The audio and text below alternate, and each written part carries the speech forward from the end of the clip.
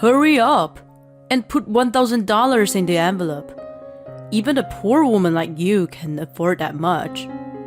The ridiculous request of my husband Ross makes me feel dizzy. I accept the red envelope with my trembling hands. Of course, I don't have that kind of money. I don't have that much. Go to the ATM then. There's one next to the hotel. Go quickly. That's not what I mean. I just got a pay cut the other day, and $1,000 is far more than I can afford. I've already told him about it, but he draws closer and grabs me by the shoulders. I worked for a Chinese boss, and this is the wedding of his son. If they think I went cheap on the wedding gift, he'll pass me over for promotion. Then you'll be even poorer than you are now. If you can buy your future for $1,000, it's a small price to pay, right? The hands gripping my shoulders are getting stronger and stronger. Noticing that we are acting strangely, people start to gather around us. If we continue to attract attention, it will only get worse. Besides, he has a point. If I obey him now, it'd go all well. Okay, I'll go. Yes!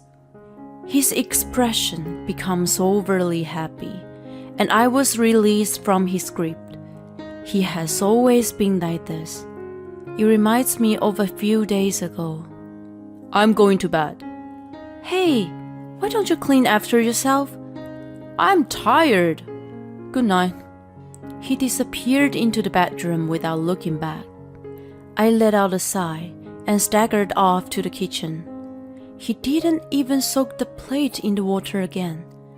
I looked at the dried up sauce that had stuck to the plate in frustration and picked up the dish sponge. We had been married for 10 years. We met through a friend, and my first impression of him was, what a good-looking guy. He was tall and looked a little like an actor who appeared in the popular sitcom at that time. My friend often told me that he was very popular with ladies. He knew how to treat women and was much more sophisticated than men of his age. I thought he was an amazing guy who wasn't calculating, but just casual in his kind manners. At the same time, I thought that I would never be able to have someone like him. I was rather plain and wasn't a good conversationalist. So when he confessed his feelings for me, I thought it was a prank. After dating for a few years, we got married. Although the first year was fun, his true nature gradually became apparent. He had a kind of misogynistic idea of a wife and thought he owned me. He started ordering me around. He repeatedly said that it was disgraceful for a man to do housework, even though we both worked. I was the one who took care of the house. I contemplated leaving him many times, but I couldn't let go of the thought that such a handsome guy had chosen me. When I finished washing the dishes, I poured wine in a glass and returned to the living room. I stared at a calendar on which the wedding anniversary is circled in red. I told myself to wait on divorce until at least our wedding anniversary. I still had a slight hope for him to change on that day, even though I knew it was wishful thinking. I chugged half a glass of wine. On the day of the anniversary, I took the day off and Ross was getting ready for work. I was disappointed, realizing that I had set my expectations too high after all. Suddenly, he handed out a note to me. There was a name and address of a hotel written on it. Be there at 5 p.m. I took a half day off, so I'll head there directly from work. Is this? Dress nicely. Do you still have that gray dress you bought a while ago? Wear that. As soon as he finished, he breezed out of the house. I stood there in amazement. Then I finally came to my senses and exuberantly headed to my closet. He remembered. It's our first time for us to have dinner out on our anniversary. I put out the dress that had been neglected in the back of the closet and spun around in place. I knew the wonderful man was still inside of him. I was glad that I hadn't said anything stupid about divorce. There still was a lot of time, but I couldn't just be still and started to get ready. I put on the dress and took more time than usual to put on makeup. I even sprayed my favorite perfume on. I put on the earrings that Ross had bought for me a long time ago. After getting my hair done at the salon, I headed to the hotel. I looked at myself in the mirror and was satisfied with the reflection of what might be the most beautiful self I had seen since my wedding. When I arrived at the designated floor, I saw a swarm of people gathering there. Ross was in the middle of it, playing with his phone. When I ran up to him and tapped his arm, he silently put his phone away in his pocket. So many people here. Are we having dinner here? Dinner? It's our anniversary dinner, right? I was surprised when you suddenly told me. He seems to be confused, which made me anxious. You arranged dinner for our wedding anniversary, right? I never say that.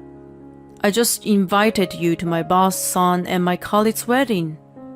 Just as I was about to go off at him, someone who looked like his boss came over to us. He immediately responded to the person with a freshly made-up smile.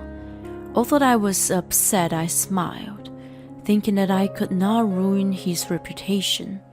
He pretended to be a loving husband as if his previous attitude was a lie, and introduced me to the people around him. He laid out superficial praise about me that made me feel empty inside. When I was desperately trying to keep up, one of the people around us smiled at me.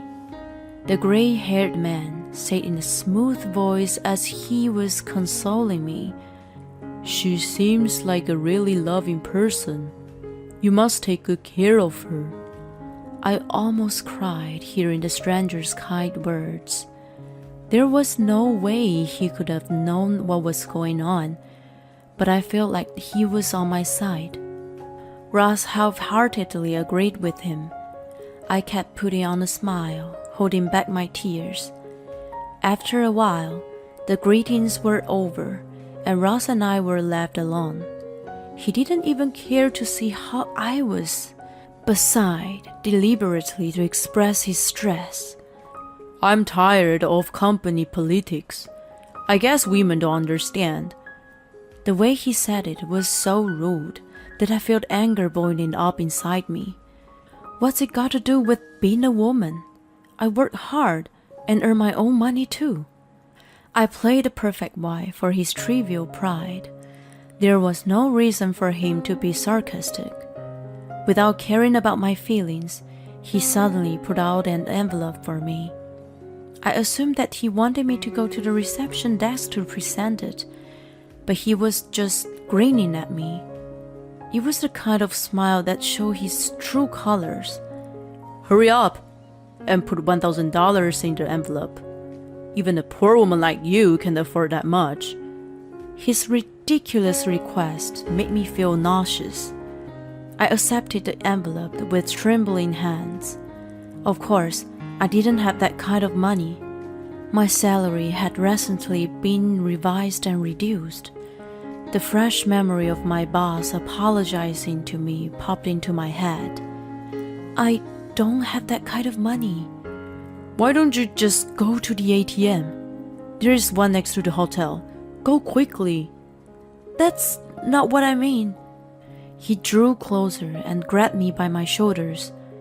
"I work for a Chinese boss, and this is the wedding of his son. If they think I went cheap on the wedding gift, he'll pass me over for promotion. Then you'll be even poorer than you are now. If you can buy your future for $1,000, It's a small price to pay, right? The hands gripping my shoulders were getting stronger and stronger. Noticing that we are acting strangely, people start to gather in around us. If we continue to attract attention, it will only get worse. Besides, he has a point. If I obey him now, it'll all go well. Okay, I'll go. Yes. His expression became overly happy, and I was released from his grip. I was on the verge of tears, but turned my back on him to go to the ATM. I was filled with despair. I put the money into the envelope as I mourned the reduced balance. When I returned to the hotel with it, Ross and the bride were talking amiably. Whenever he made a joke, he quickly touched some part of his body. The gesture seemed rather intimate, or rather sexual, and it made me feel uncomfortable. When we walked away, I handed him the envelope, and he finally gave me a sincere smile. Thank you. I know I forced you a bit earlier, but thank you for helping out. I can always count on you. By the way, weren't you a bit too close to the bride? I'm sure the groom wouldn't be so happy if he saw that. He shrugged his shoulders dramatically. There's nothing between us. She's just a good friend. She used to be one of my assistants when she just joined the company. He spoke so eloquently that it made me even more skeptical. I thought it was improper to continue such a conversation at a fine occasion, so I didn't pursue the matter any further. I was depressed during the reception. The bride kept glancing over at Ross, who kept acting like he was a big shot. The ultimate stab in my heart was what he said during his speech. Mike, make sure you remember to celebrate your anniversary.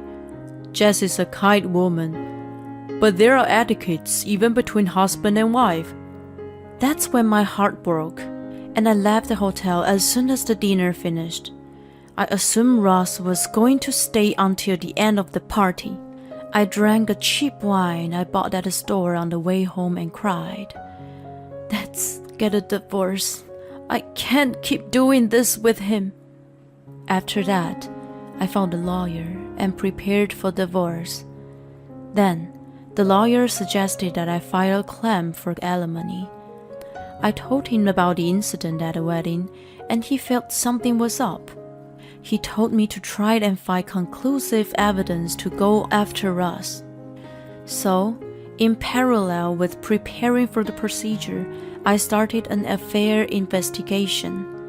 He was certainly an inconsiderate person.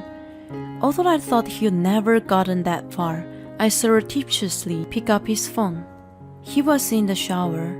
I estimated the time I have to be about 5 minutes maximum.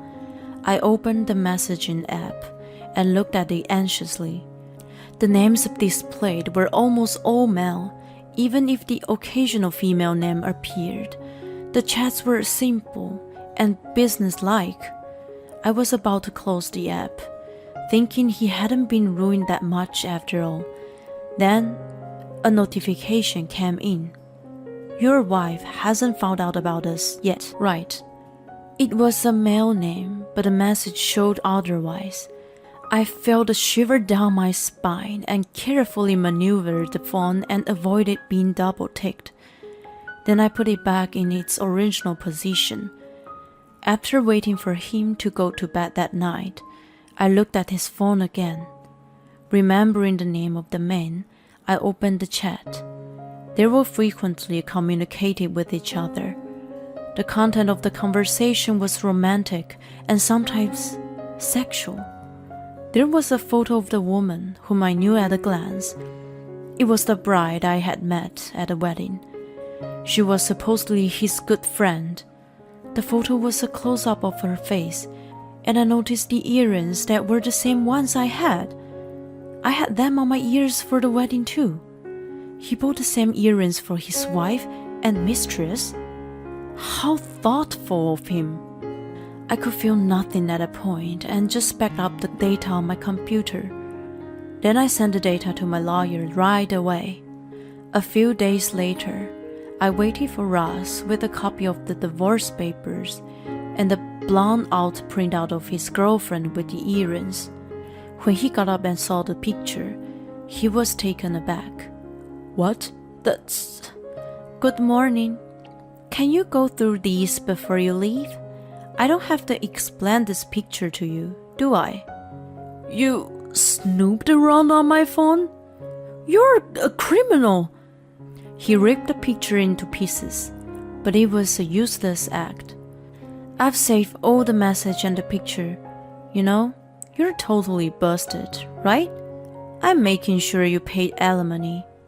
"Is this the result of using your peanut brain? Fine, I'm ready to fight." "I'm relieved to hear you say that. Let's see how you win from here." I showed him the amount of alimony and the list of the evidence of the affair I had gathered. The momentum he just had seemed to fade away. "What's wrong?" What the heck? I'll forgive you. I'll let go of the fact that you snooped around." "What are you talking about? I'll move out as soon as we file for divorce." "What do you think you're going?" "I feel sorry if you become homeless, so I'll let you stay." "Don't worry. I've already taken care of that." Realizing that I wasn't going to be talked out of it, he slumped his shoulders. "I can't pay this kind of money right now. Can you please not divorce me?" He looked so small. Maybe that's why my heart ached a little, even though I didn't need to feel sorry for him. I thought he really was remorseful. I questioned myself if it was right to cut off someone I had been for 10 years. Such thoughts crossed my mind, and the divorce filing was put on hold. It was next day the drama unfolded. "Is this Natalie?" "Ross collapsed in the office just now." "Oh my God!" I panicked and rushed to his office. As soon as I ran into the conference room I had been pointed to, I found Ross lying on the floor and his girlfriend next to him. When she saw me, she awkwardly left the room. Although I thought about going after her, I couldn't leave Ross lying there alone. Then the door opened. "Huh? Are you alone? Jess was supposed to be watching him. She's a good friend of Ross, just got married the other day." The guy excused himself, saying that the ambulance had arrived and needed to escort the paramedic, and left. When I saw him off, I noticed a trash can. There was a torn of stockings shoved haphazardly in there. I wondered why there was such a thing there and picked it up. I remembered that Jess seems to be bare legs. "Natalie?"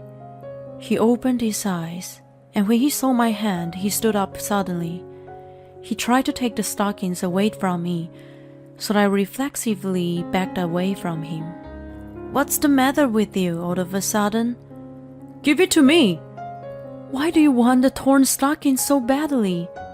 I looked closely at his suit, which was wrinkled in places. Then the dots was finally connected in my head. I rolled up the stockings and hid them behind my back. Now I got it. You're unfaithful to me at work." "I don't know what you're talking about." "She called the ambulance, didn't she?" "It was a man who called me. Poor guy was put in the middle of it." "I saw your girlfriend sitting next to you. She ran away as soon as she saw me." When I was talking, the paramedics and his colleagues came running into the room. They must have sensed something was amiss and looked at us silently. "It was your own fault that you collapsed. Aren't you ashamed to have caused so much trouble for so many people?" I explained the situation to the paramedics, and then I went to file the divorce right away. On that same day, I left my home and headed to my parents' house. Both of them gladly accepted me back. That night, I received numerous calls from Ross. He was so persistent that I reluctantly picked up the phone in the end. "Hey!" "I filed the divorce papers today. Happy separation anniversary. You made a speech about cherishing the anniversary and never forgetting it. Oh, and the alimony will be paid in the 12th of every month. Then even you won't forget." I hung up on him and immediately blocked his number. A few months later, I'm finally relaxing after settling in a new place. It's been a long time since I lived alone, but it really feels good. After the collapsing incident, Ross and Jazz were heavily criticized by their colleagues and resigned voluntarily. Bad reputation has spread within the same industry, and they were struggling to find a new job. The two seem to have been driven into what Ross calls poverty. He's still making alimony payments, thought it could stop at any time. Even without the alimony, I'll be able to make a living, but I have no plan to withdraw it. I see it as a purification for him as well. I have a good job now, and I also have time for my hobbies. It's great for me to be able to resume hand-making goods. In addition to feeling more relaxed, I'm now able to earn a side income too. I was shocked when I realized how much time I had wasted on that man. I feel powered up and being more active than ever, trying to make up for the loss now. Oh no, it's late. I'm supposed to have a coffee with a friend today. The sun is shining warmly through the window as if to bless my new life.